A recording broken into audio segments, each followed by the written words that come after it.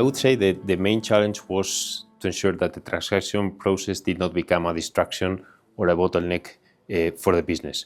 The platform had assets at different stages. Some of them were in development, some of them in financing, some of them in construction and operation, and each of them had its own legal, regulatory, and financing requirements. The legal team had to protect the transaction perimeter while allowing the business to continue making decisions at the right speed.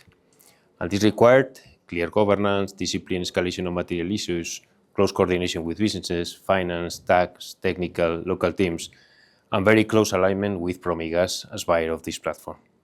So my role was in part to ensure that decisions were made at the right level, at the right speed, with the right information, and that the team had clear mandate to act. The key was not only legal execution, it was of course challenging, but not only that, but creating a legal operating model capable of supporting a complex business in real time.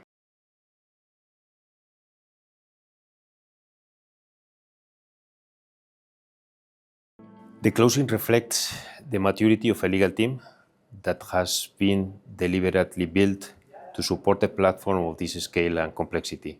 Each jurisdiction has its own regulatory, corporate, financing, and project-specific requirements, so coordination had to be very disciplined. The team delivered without losing momentum. Managing lenders, off-takers, and other stakeholders required clarity, consistency, and credibility. Everyone needed to understand what was changing, what was not changing, and why their position remained protected. One of the main lessons is that in complex platform transactions like this, legal teams need to act as integrators, connecting M&A, financing, regulatory, construction, operation, and local requirements to a single execution plan. What I am most proud of is that we close a transaction of this complexity without slowing the business down. That is the real measure of a legal team. This is why Zelestra's legal platform looks like today. And this transaction is the clearest evidence of what it can deliver.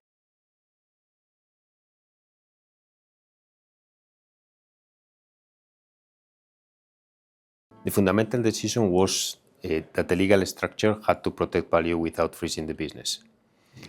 The challenge was to give sufficient certainty to the buyer, to the lenders, and to other stakeholders, while preserving the flexibility needed to continue developing, financing, and constructing projects.